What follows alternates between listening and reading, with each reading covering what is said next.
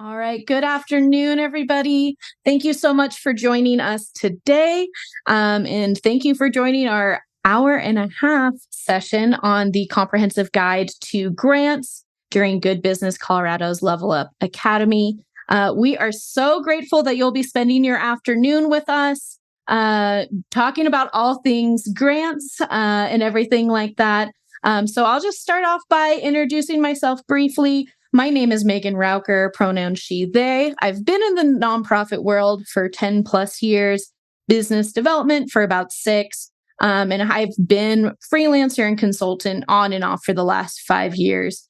I'm a community engagement officer with DreamSpring. I'm also a documentary producer or an inspiring one.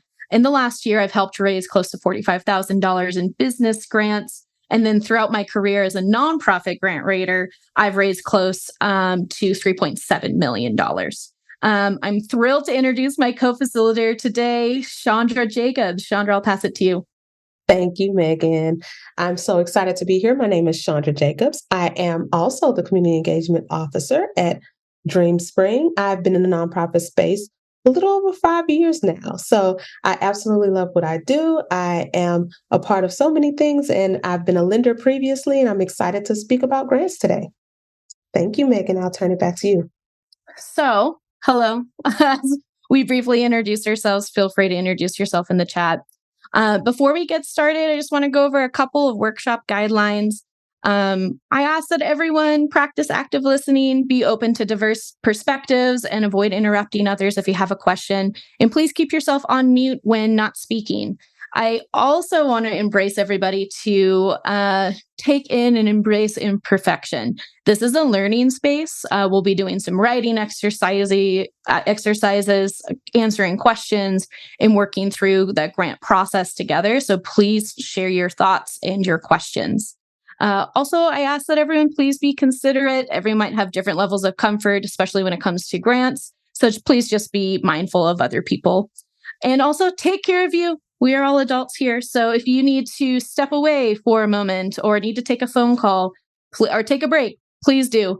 I ask that you take care of yourself and set boundaries where you need to. And that if you have to jump off early, that's fine. Just let us know in the chat. And if you want to keep your video off, that's also great. So today's agenda, we're going to be going over a lot of information, but don't worry, I will upload this entire presentation up on Huvo, and I will also be sharing the recording will also be available as well. So today we're going to be covering Grants 101. What are they?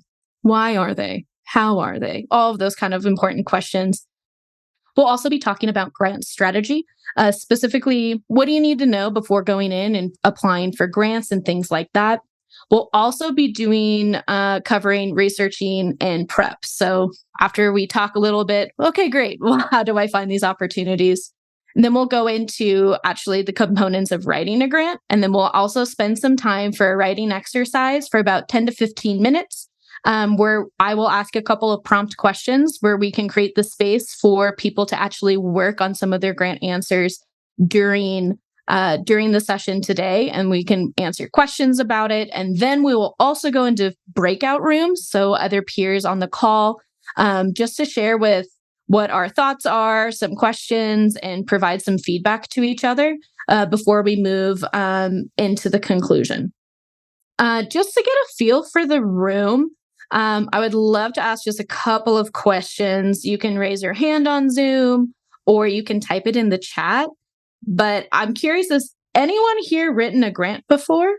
I'm not seeing any hands up. Okay, great. So has anyone here, this is your first time kind of exploring grants?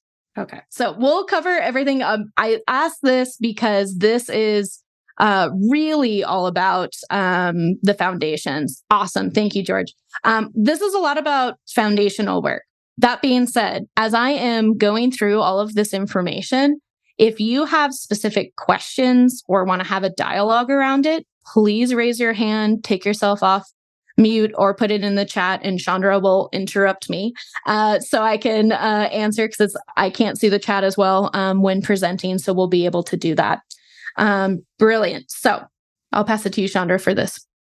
All right, everybody. So about Dream Spring, I'm actually putting our email, but not our email, our link in the chat.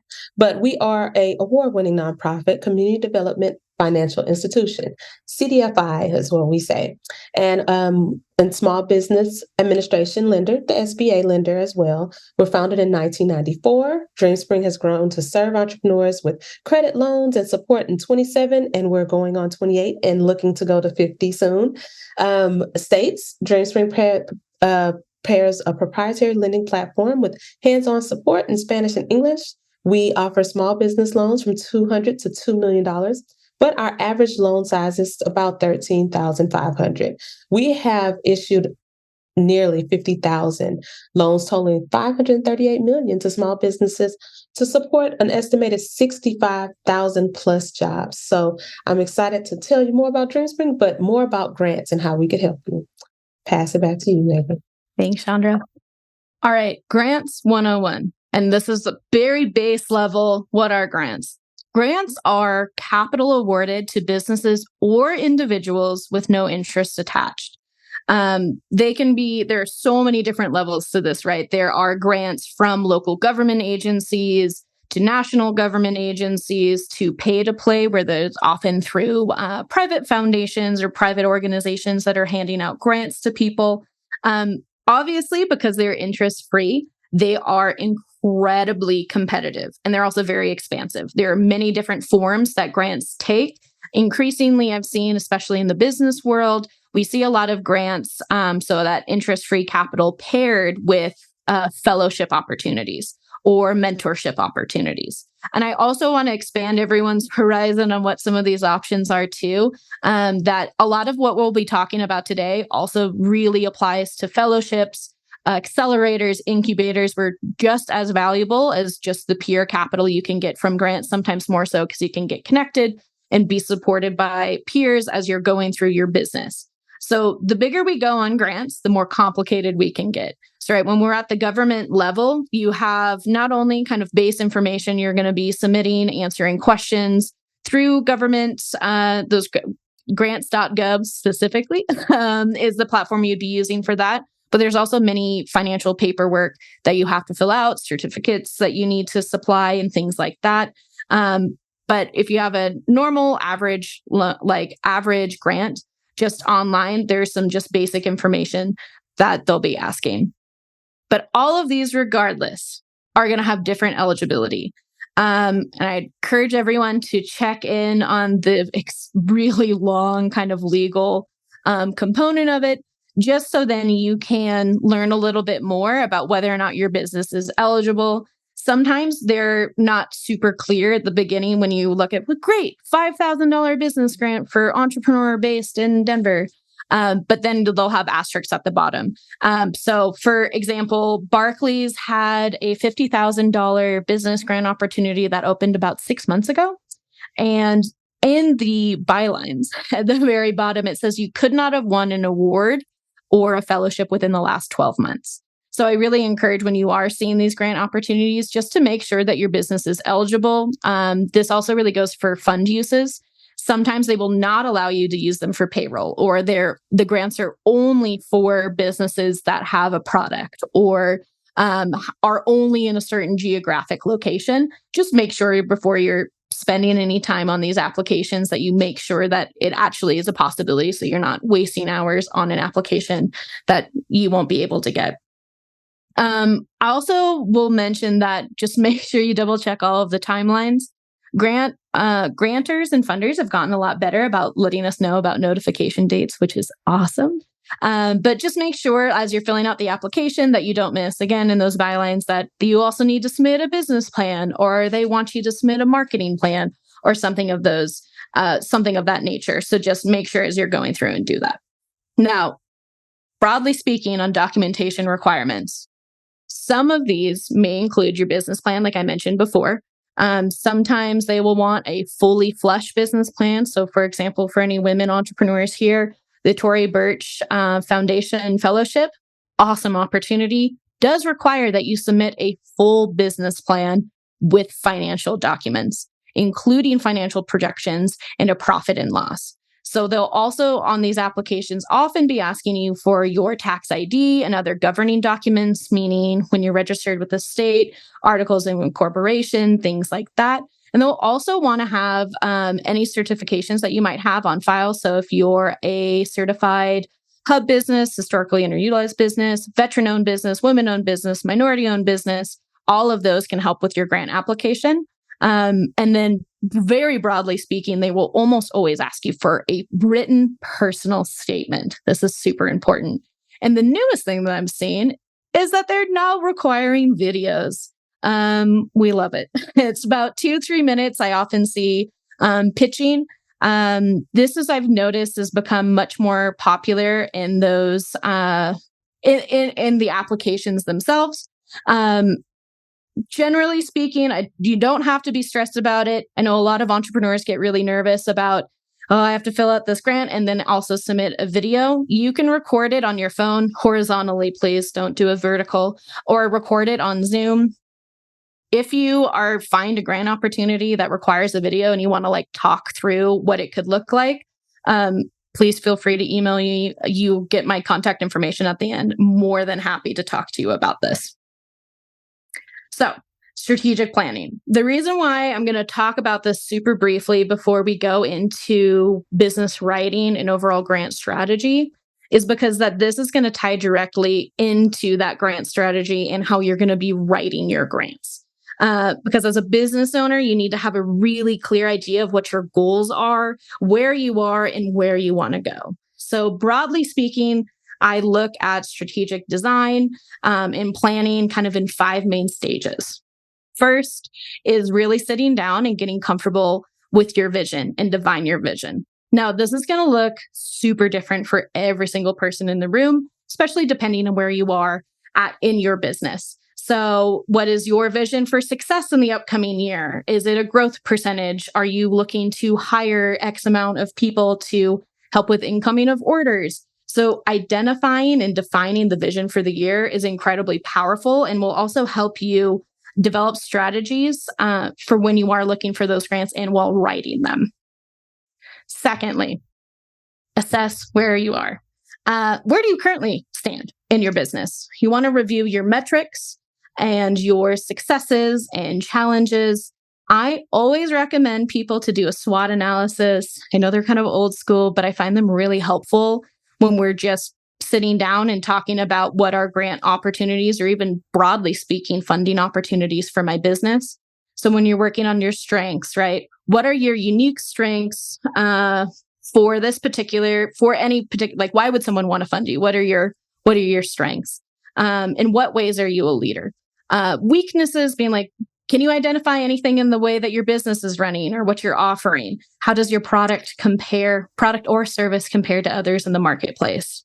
Opportunities. Are there areas for improvement that would help differentiate your business? So this is the section I always put an asterisk on because when we're working on this is excellent grant fodder for some of the core grant language we'll be talking about in just a little bit. And then threats. So beyond your weaknesses, are there any existing potential threats to your business that could limit your success or prevent or create some extra challenges for you? How can those be anticipated? Similarly, this I also asterisk as really great material to work off of when you are putting together your grant. Next, you want to understand your priorities and objectives. This kind of ties directly into your vision and assessing where you are. You really want to know what it is specifically, what you need to do. And I really encourage everybody here to think about your capacity. Capacity as a business owner and capacity as a human. So if you're coming into a busy season or you have family responsibilities and things like that. So when you're understanding where your priorities are and what your responsibilities are, I really encourage you to take a holistic look as we're going into the grant strategy piece. Next, we'll want to define those responsibilities and outline tactics. Now, if you're a team of one, you have to define what accountability looks like for you. Good Business Colorado is an incredible network of members, whether it's friends, family members, or other fellow entrepreneurs. Building that accountability network, whatever works for you, is also super important. So you know that you're staying on track. I personally do co-working Mondays with a friend who's also a business owner, where we literally outline every Monday, what do I need to get done this week? What do I want to do for the quarter and what I want to do for the year? It's been a very helpful tool for me and something I encourage everyone to look into if that's something you're interested in doing. Next, you want to measure your results. And I say measure your results broadly speaking, because if you are applying for a grant, there may be some requirements from the funders and the grantors asking you to provide reports. So before we even get into the grant, you want to know like what that might be. It could be number of orders received. It could be, even broadly speaking, get a brick and mortar, or I am speaking at a conference, or things like that. You want to make sure that you have a methodology for that. So then if you are in a position where you get a grant and you have reporting, you don't have to worry about it too much because you've already thought about this. Now let's drill down even more and talk broadly about grant strategy. Firstly, we really want to understand those grant cycles. Everything has a cycle, especially in grants. So sometimes some organizations align with a traditional fiscal year, January to December. Others, like if you're looking for government grants and that's what you're interested in, they're going to be a lot of them are like October through November, depending on where you are. Like Austin, Texas, for example, their fiscal year is October. So you should be looking for grant opportunities probably starting October because they've started their new budget cycle then. And then before anything else, check timelines and see what else is required. I'm going to mention this 1,000 times because I cannot tell y'all how many times I've worked on a grant application and I get into the portal and I'm filling things out. And then I realize that I forgot that there was something else I needed to submit. So just take a little bit of the extra time to understand that cycle and that timing for your own time management and sanity. This is so important, defining your funding needs. The biggest thing I think sometimes people can struggle with is being very clear and specific with what they need the money for and what they need the capital for. Funders really want to understand how and why this grant or this capital will impact your business. The more specific you can be, the more tangible it is, the more compelling it's going to be literally to read. And so a grantor will be more interested in what that is. So funding needs, and you can think about them really broadly. You can think about payroll. We talked a little bit about earlier. How are you doing new, you need like a new part-time cashier, or you need a virtual assistant, or you are expanding another project manager to help come onto your team. So that's a really important component, making sure that you define specifically what you need. I have found that some of the most successful funding needs has been when it is equipment. And I mean, you don't just go, I need capital for inventory and equipment. You go, I'm going to use like film terminology just because I worked on one earlier. So this is just like easier for me to explain. Like instead of saying, I need equipment so I can finish my project and make videos for clients. Instead, you want to say, I need a view slider and an improved gimbal because it's going to reduce my overhead costs when renting equipment. So by owning my own, it makes me more competitive. You want to drill down so specifically to what you need and why. It will also make the grant writing a little bit easier because with these word counts, you might have 100 words, or you might have 500 words. So the more specific you can get, the easier it will be for you to write, and also just be more compelling. Work smarter, not harder. Grants can easily become a time suck. I keep mentioning time management, but really the administrative component of grants is not something to be underestimated. And that's why the planning and preparation stage is so important. It's going to make you feel more in control, have everything organized a little bit better. And a huge thing I want to mention is please don't be afraid to recycle language. We're going to be working a little bit on what some of our options are as, like core grant language and things like that. So you can work on it and tweak it. You don't have to start from scratch every single time. Another really big suggestion I have for anybody who is interested in doing grants specifically would be if this is going to be a part of your big strategy, is in your Google Drive or wherever you keep your online things, you have an administrative folder. So, for example, for me, I have an admin folder. You save a business plan, I save updated bank statements, I save profit and loss, all of those PDF items in there. So it's easy for you to find. So when you are filling things out, you know exactly where to go and you're not spending 15, 20 minutes kind of looking through your downloads on your computer to see where those things are saved. So you'll want to keep all of these kind of updated. So then when you have one grant opportunity come along, it's not, oh, I haven't looked at my business plan in like 2 years. So you'll want to make sure you're looking at these pretty regularly. It'll make your life way easier. I know that there's more comments in the chat. Chandra, are there any specific questions that are coming in? No. Okay, great. Cool. I can't see the chat, but if you guys do have a question, please feel free to just take yourself off mute and let me know. And I can talk about administrative outlines. That Chandra knows I'm really intense about my documents and how I organize. I'm always happy to help strategize to make what makes the most sense for you, because this component was a really steep learning curve for me when I first started doing grants and caused me a lot of unnecessary stress. And finally, it is also a numbers game. These are so competitive.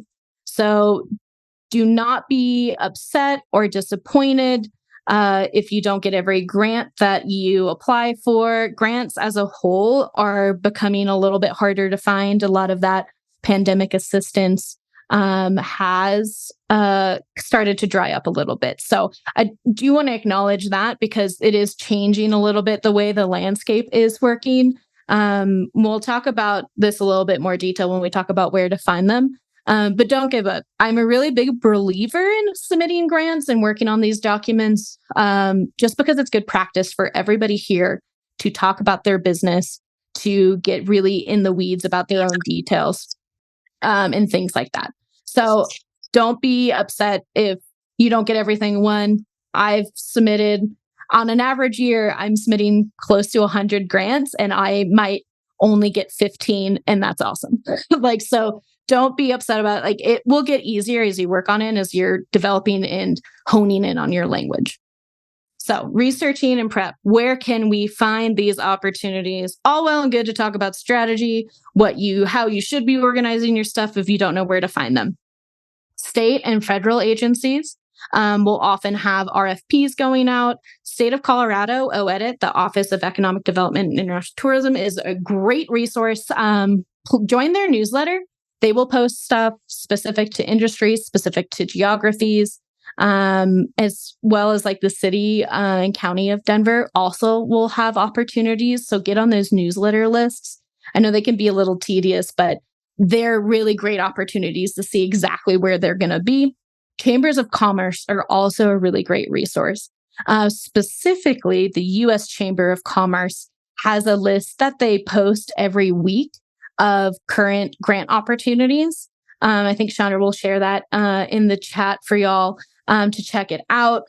The thing I'll say about that particular website is that there are a lot of very specific government items. So if anyone here, for example, is in health or health tech or tech in general, there are a lot of opportunities through the National Institute of Health who are looking for business partners and things like that. But that is a great resource. Hello Alice is also a great resource. They also provide online free business, education and things like that.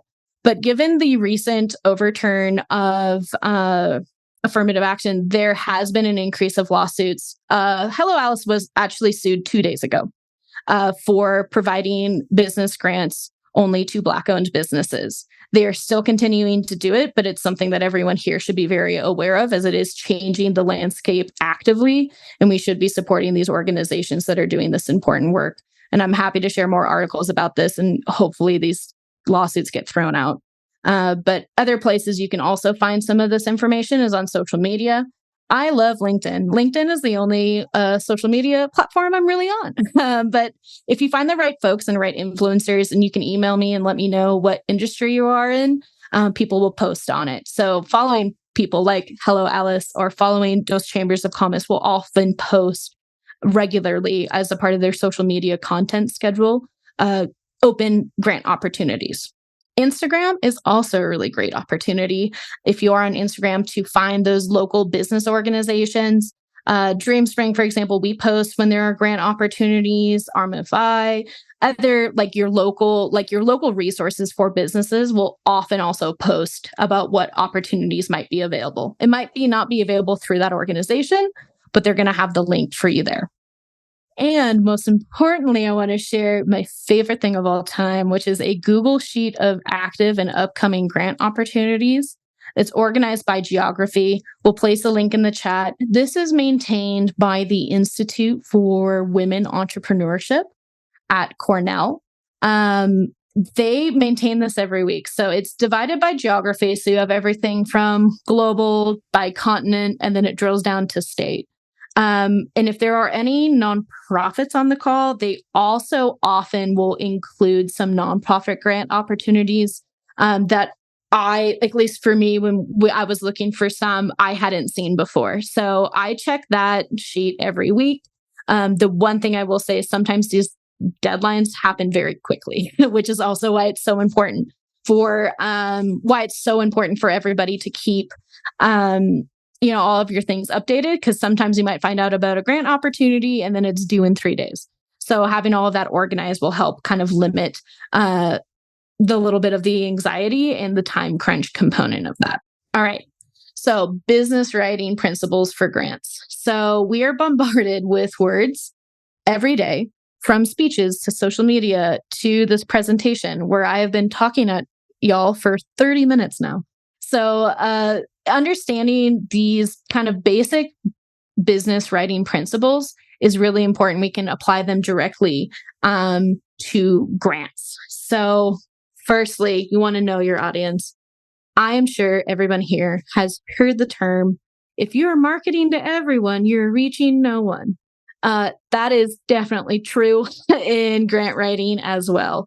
You really, really need to know and understand who you are trying to communicate with and tailor the message according to that audience. So is the funder familiar with your industry? Are they likely to read the message and understand what you're trying to say, right? Does the funder I'm writing for have any specific core values that they might mention, or something that you can incorporate into? Like, if this is a great example.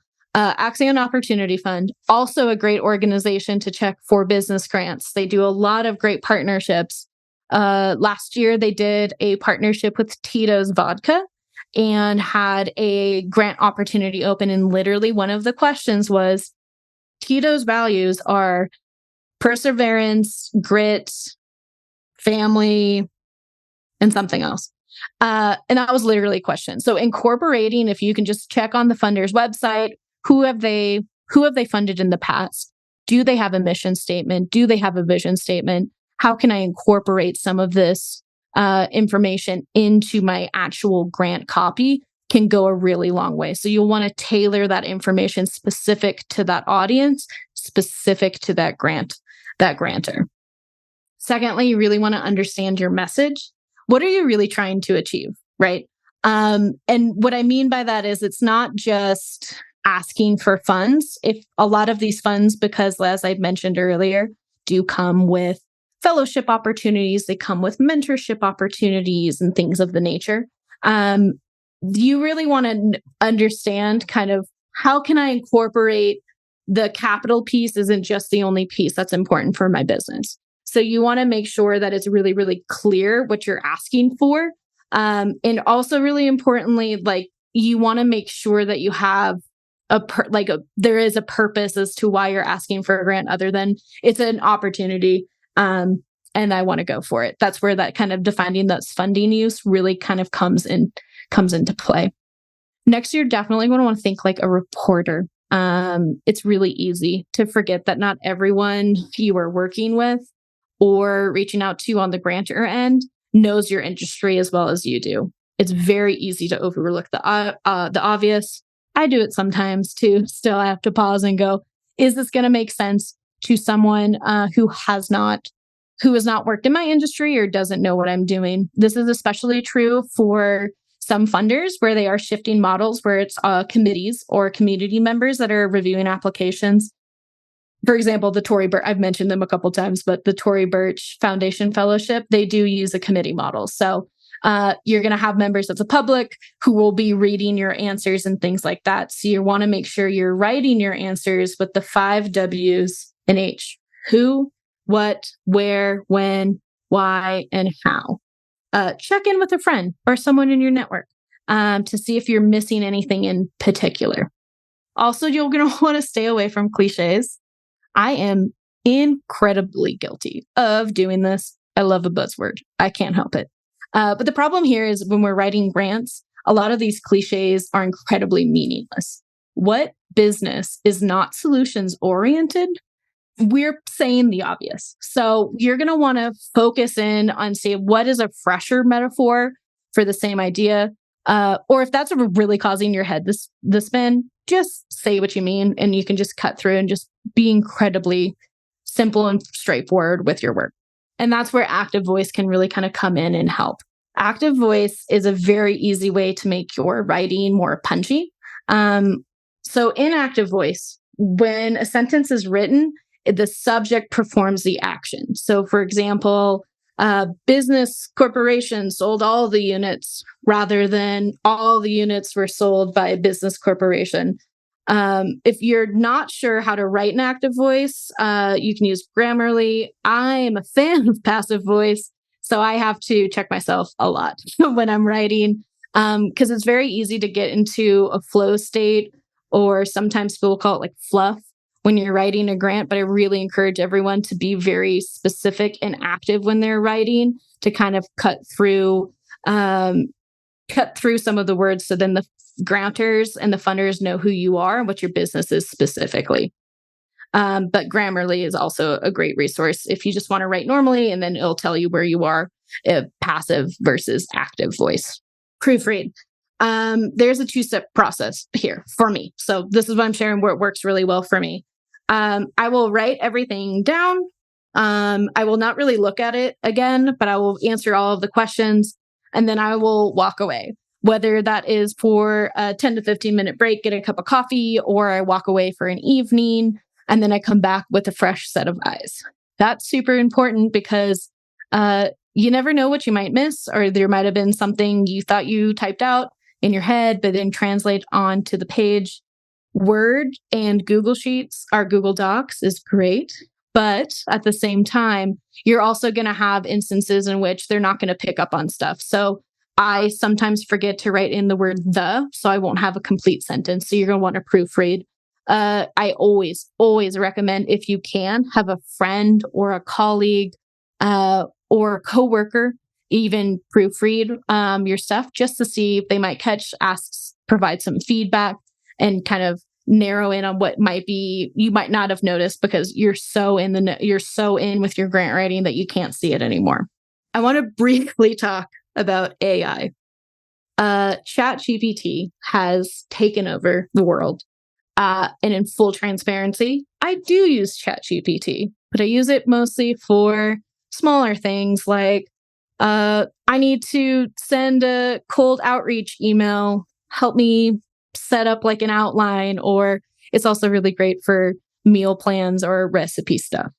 I know that it is very tempting to use ChatGPT for grant writing, and while it can be a really great tool for you to use and to start off with, I really encourage everyone to be very cognizant of the information that they're putting into it, because it becomes obviously kind of public after it, and you don't own that data anymore once you're putting it in. So if you are writing about your financials, or you're talking about your clients, especially if you work in a business where confidentiality is really important, be aware of putting that in, because that is not guaranteed that information is going to be safe. What I love about using AI, if you do want to use AI as a component of your grant writing, if you really, really don't know where to start, you really are like, I'm not sure where I want to go or how I want to start this, you can ask for an outline and then you can use that outline and write. But I'm going to pause there and say, does anyone have any specific questions about AI and grant writing? You can use it, but just at your own risk. I really encourage you all to not lean on it too heavy because it's starting to. We talked about cliches earlier. Uses all of the cliches. Can be helpful, but just be aware. But any questions on that so far? Core grant language.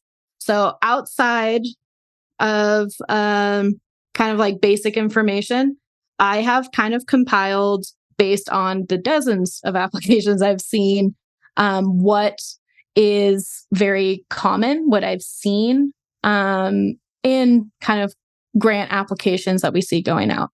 Now, specifically, I've kind of modeled this under like, this is very, not everyone's going to say this, but out of everything I've seen, this is kind of like base language that if you have written down prior to a grant application, it might help you out with some of these applications. First, what is your story? So, why did you start your business? When did you launch your business?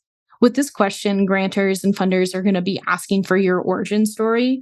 They might even ask if it was a hobby business turned into like your full-time venture, or if you inherited or took over from a family member or a friend.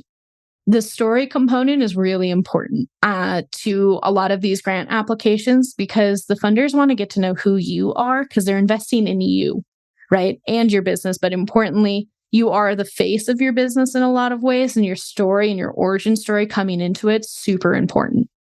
Next, another question I see coming up continually is how does your business connect to community? I will incorporate this question into other grants that don't explicitly ask this because I think it's really important. And I've gotten more feedback saying from funders that it is an important aspect when they are looking at grant applications. So how is community involved, if at all, right? If you're a public-facing organization or you have a store, do you host community nights, things like that? Do you have a give back model at all in your business? They want to know what your social impact is, right? You could have, based on the size of your business, this can mean 1,000 different things, right? You could have community volunteer days. You could ask for community feedback, whatever it is. Really important to write this out. Now, if your business currently, or if you're a startup or just the way your model operates, you don't have this directly, it's not super obvious to you, like how this works. I would connect this back to your story and talk about gaps you've seen in customers and things like that. And we can also offline about that specifically for your business. Another really big one is specifically, what are your plans for the future, right? So what are your goals 2, 3, and 5 years in the future? And what are your benchmarks for success? The future component, super important, right? They want to know about the sustainability of your business. Is this grant going to help you gap fund? Like, can you leverage this opportunity for sustainability in the future? The sustainability piece and the financial sustainability piece can be really important and really great to include in what are your future plans for the business. So including like in this, like great grant applications are going to include vision, like what your vision is in your story, what we talked about a little bit earlier, and what the future plans are to make a compelling argument as to why your business specifically should be getting the funding. And arguably one of the most important parts is, how will this grant impact you? Now, you'll see on a couple different grant applications, this is going to look totally different based on who those funders are. Sometimes they might just ask, how will this grant financially help you? How will this grant like personally assist you in things like that? So you'll want to provide in details we talked about earlier. As we talked about earlier, what are your distinct funding needs?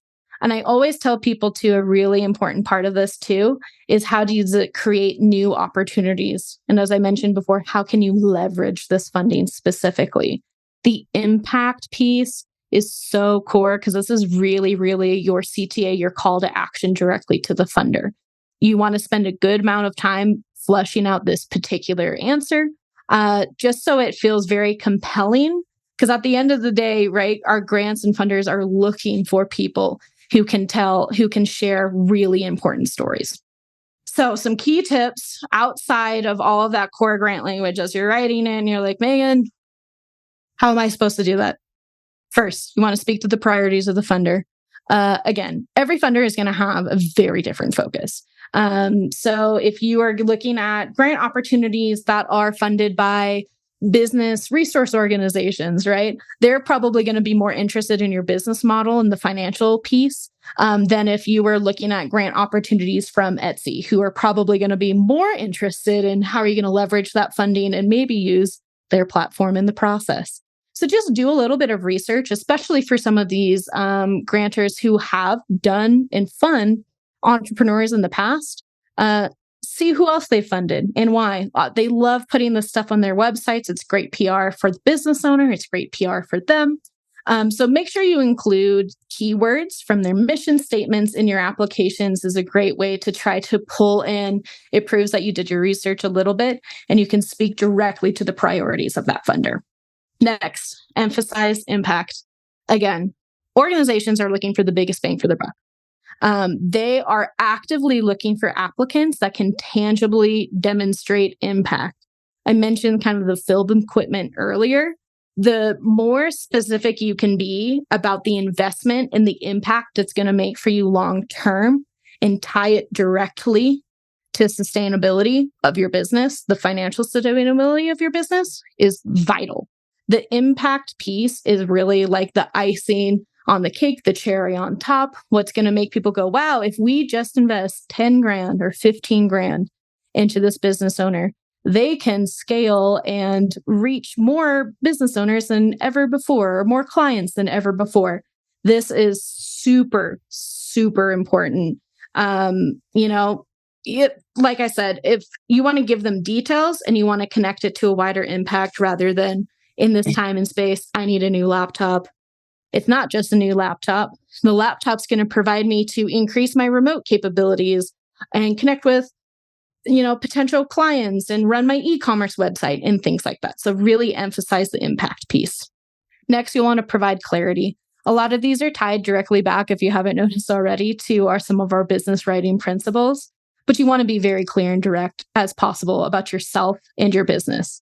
If you are reading it or your friend reads it and goes, I'm not really sure what you're saying, or if it's not clear what your business is doing and you're operating your business, the funders aren't going to know either. Dig deep and take the time to explain the nuances of your business and financials. This piece is really important, especially if you are in an industry that has natural cycles. I always think of outdoor recreation. So if you run a business that does in the summer, you run a lot of, like excursions and things like that. You want to make sure that when you're writing your grant applications, you explain that, right? Like I have it historically, I've done X, Y, Z in the summer because this is where my reach is. And then this is how I work on a secular moment for my business. If in winter, I have to pivot my business model. Provide clarity, because if you don't provide clarity and submit financials without any information, they're going to draw their own conclusions. So take ownership of your own narrative on that. And I'm obviously very partial to how important storytelling is. But at the end of the day, funders do want a compelling story. A lot of these grant opportunities are excellent PR opportunities for the funders and for you as a business owner. Everyone has a very unique perspective and business origin story. You want to incorporate your client experiences or your narrative. You don't want to just share you've worked with X amount of individuals or clients. You want to share the story of one. So rather than saying, I worked with 15 people and they thought it was great, you can say, I've impacted 15 individuals and specifically Chandra loved that I did whatever. You can incorporate it and make it personal, because that's going to make a much bigger impact and it's going to keep them more interested when they are reading your grant application. They're going to want to share these stories on their own platforms. It makes them more likely to include you in their PR. So keep storytelling incredibly central, because it's going to keep them emotionally connected to you and your business. I'm going to pause here because I talked for such a long time before we go into a writing exercise, and see if there's some questions in the chat. Yes. No, I was just going to interject with the storytelling. I always tell people to watch Shark Tank. The people that make them cry, they typically give money, but it is so much power in telling your story and making sure that you tell how you impacted people's lives, that they understand the scope and they want to use that. And people want that personability to say, oh, this is what our funding did for someone. So always keep that in mind. But if anyone has any questions, you can put it in the chat or take yourself off mute. We're available to take those right now. I was going to say flawless delivery. Yes, Monica.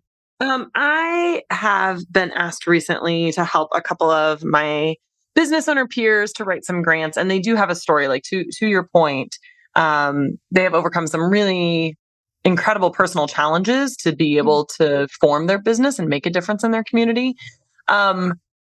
Where is the balance between telling the story authentically and not just feeding into, I'm just going to say, like white savior complex of grant funders, and letting them use your story to continue that narrative in the funding world? Absolutely. That's a great question.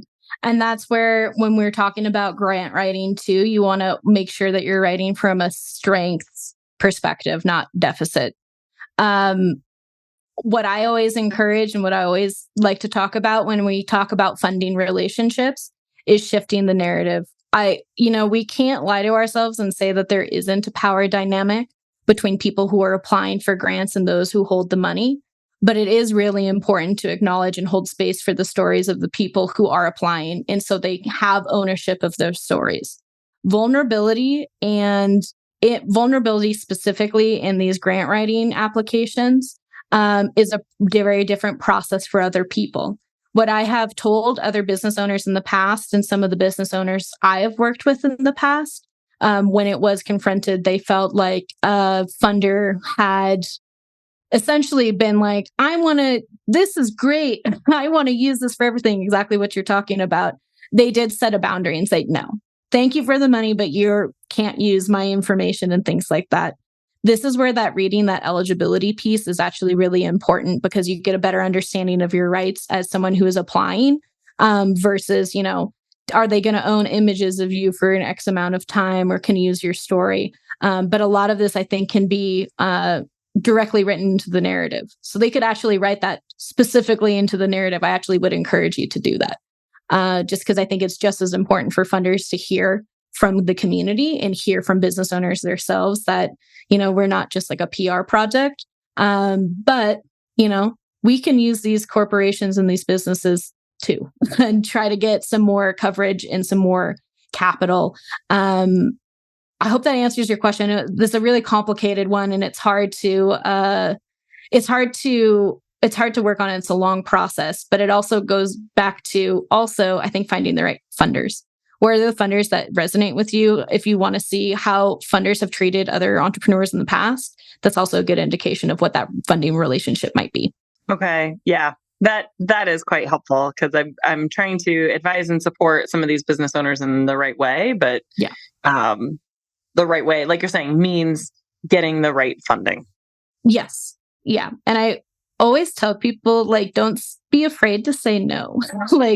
It may seem like a really great idea, but people have they have their own power, and they can say no to something that it's not right. There are a lot of funding opportunities out there, and in some of those spreadsheets, there are some really good funders that really do care about the business owners that they're working with. But thank you, Monica, for your question. All right, so I'm going to pause here, and I'm going to put the timer on the clock for about 10 minutes, and you can focus on 3 different questions, right? What is your story? What would you use the funding for? And what would be your impact? Impact is in your impact on the community or your impact or the funding impact for you. That's not a lot of time to start writing on stuff, but I hope that you were able to just take some of what we were talking about today, write it on bullet point form, or just create a little bit of space for you to work on some of these questions. So I was curious, do you have any reflections or questions as you were working on some of your grant answers that come up, or would you would like support on talking through when you were doing the writing exercise? Hello. Hi, George. Hi, how are you? Good. How are you? Very well, thank you. Just first of all, thank you for holding this session. As far as help and support, it really has just opened up how much back work or pre-work I have to put in for even thinking or looking into writing a grant. But you've definitely put the steps in order thus far to make it more realistic to me than, you know what I'm saying, before. I mean, even just looking at the class when I chose the session, it's like, oh, I'd like to know more. But there's always that work that you have to put in before you can actually make the move. And I have a little better set or plan for that. So just thank you.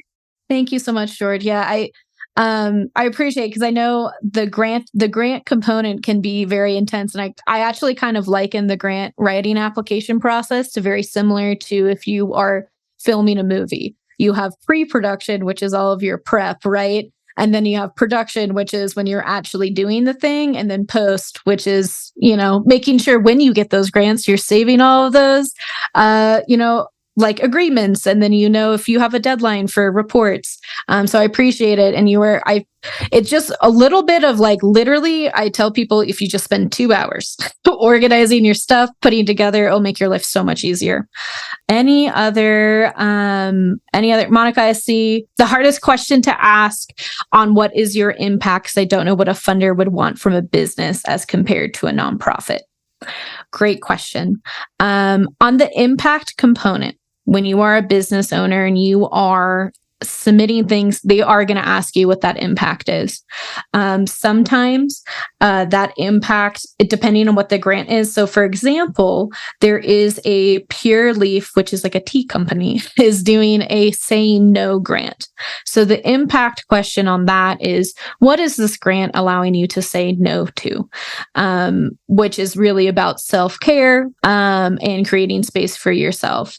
A funder in general, when they're looking at that impact question, are going to be looking for how are you going to be leveraging the funds?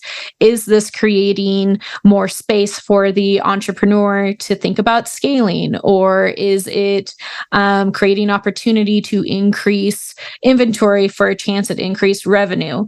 I almost always tell people to really think about the impact piece as how is this going to help you down the line?